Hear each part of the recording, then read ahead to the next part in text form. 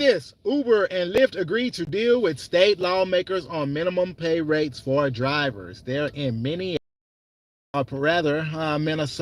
There's something I want to show you about this deal because maybe this will happen across the United States. I know different parts, the United States and the world, people are on this Going Green initiative. They're trying to cause people or try to entice people to buy an electric vehicle or go green. So let me show you one thing that you may be able to with Tesla and all the debacles they have going on with Tesla.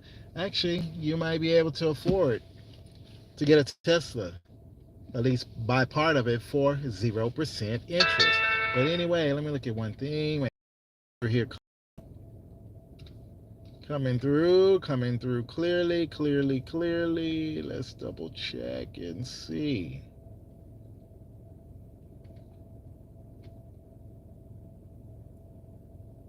As you can see the title there, I posted a couple things last night about this. As you can see the title there, I posted a couple things update in this article. Yeah, they agreed to over the been going back and forth almost 2 years about this. This bill here in Minnesota is going to be statewide starting January 1st, 2025. The bill will entitle drivers to at least 1.28 cents per mile and 31 cents per minute. If this thing will focus and catch up.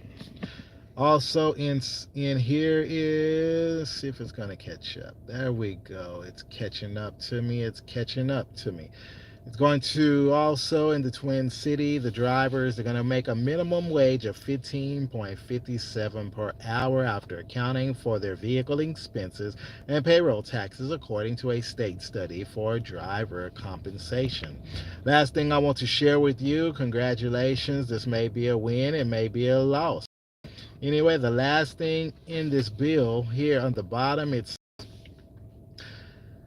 the second from the last paragraph. It says, in addition to the agreement on wages and labor standards, the House Ways and Means Committee passed a last-minute bill on Saturday morning to appropriate $2 million from the Workforce Development Fund to create a new 0% interest car loan program for ride-hail drivers.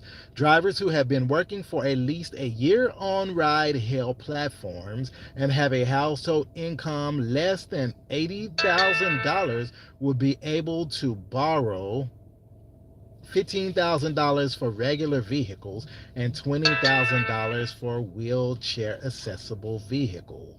So there you go. And looks like the organization is going to, well, it says the bill directs the Department of Employment and Economic Development to award grants to community development financial institutions or similar nonprofit organizations to administer the loans and keep up to 10% for administrative costs. So maybe I need to go to Minnesota and open up a new business, a nonprofit or something. You never know. But anyway, congratulations, guys. Maybe this type of bill is going to roll out across the United States because, unfortunately, many drivers are in the lower income bracket.